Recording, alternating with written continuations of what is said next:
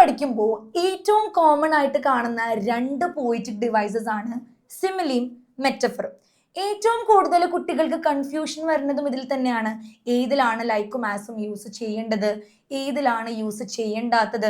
So common ആയിട്ടുള്ള mistakes നമുക്ക് എന്ത് ചെയ്യാം, ഇന്ന് തന്നെ ക്ലിയർ ചെയ്ത് പോവാം. ഓക്കെ, സോ നമ്മൾ ഇന്നത്തെ ഈ ഒരു വീഡിയോയില് രണ്ട് പോയിറ്റിക് ഡിവൈസസ് ആണ് ഡീറ്റെയിൽ ചെയ്ത് പഠിക്കാൻ പോകുന്നത്. സോ സിമിലി എന്താണ്? ലൈക്ക് ഓർ ആസ് വെച്ചിട്ട് രണ്ട് ഫിഗേഴ്സിനെ നമ്മൾ കമ്പയർ ചെയ്യുമ്പോൾ, രണ്ട് ഫിഗേഴ്സ് എന്ന് പറയുമ്പോൾ രണ്ട് ഡിഫറെന്റ് എൻറ്റിറ്റീസ് ആയിട്ടുള്ള ഫിഗേഴ്സിനെ നമ്മൾ കമ്പയർ ചെയ്യുമ്പോഴാണ് നമ്മൾ അവിടെ സിമിലി യൂസ് ചെയ്യുന്നത്. അപ്പോൾ സിമിലിയിലാണ് ലൈക്കും ആസും വരുന്നത്.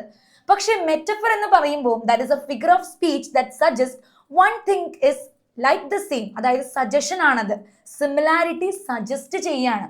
അതായത് ഒരെണ്ണം ഇതുപോലെയാണ് എന്ന് നമ്മൾ ഉറപ്പിച്ച് പറയുമ്പോഴാണ് അത് മെറ്റഫർ ആകുന്നത്.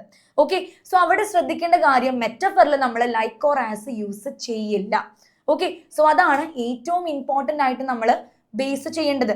ഇപ്പോൾ ഒരു എക്സാമ്പിൾ അടിയിൽ കിടക്കുകയാണ്, he is A lion in the battle field. അല്ലെ, ബാറ്റിൽ ഫീൽഡിൽ അവനൊരു സിംഹമാണ് എന്ന് പറഞ്ഞാൽ സിംഹമല്ല അവിടെ ബാറ്റിൽ ഫീൽഡിൽ പോയിരിക്കുന്നത്. പക്ഷേ സിംഹത്തിന്റെ ക്വാളിറ്റീസ് ഉള്ള ഒരാള്, അതായത് ബ്രേവ് ആയിരിക്കാം, he will be like A king. അല്ലെ, സോ അങ്ങനത്തെ സിംഹത്തിന്റെ ക്വാളിറ്റി ഉള്ള ഒരാളാണ് ആ ഒരു യുദ്ധക്കളത്തിലേക്ക് ഇറങ്ങിയേക്കണം എന്നാണ് പറഞ്ഞിരിക്കുന്നത്. പക്ഷെ അതേ സമയത്ത് നമ്മൾ സിമിലിയുടെ എക്സാമ്പിൾ നോക്കുകയാണെങ്കിൽ, he is Brave as A lion, he is Brave as A lion.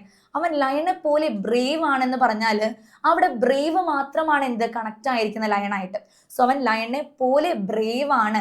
അതേ സമയത്ത് ലയൺ, അവൻ ഒരു ലയൺ ആയിട്ടാണ് യുദ്ധക്കളത്തിൽ ഇറങ്ങിയേക്കുന്നത് എന്ന് പറയുമ്പോൾ വ്യത്യാസങ്ങളുണ്ട്. അതായത് അവന് ലയണിന്റെ ക്വാളിറ്റീസ് ആണ് അവിടെ മെൻഷൻ ചെയ്യുന്നത്. ഓക്കെ, സോ സിമിലിയിൽ ലൈക്കും ആസും നമ്മൾ യൂസ് ചെയ്യും, മെറ്റഫറിൽ നമ്മൾ ലൈക്കും ആസും യൂസ് ചെയ്യില്ല. ഇതാണ് ഏറ്റവും ഇമ്പോർട്ടൻ്റ് ആയിട്ട് നമ്മൾ മനസ്സിലാക്കേണ്ടത്. ഓക്കെ.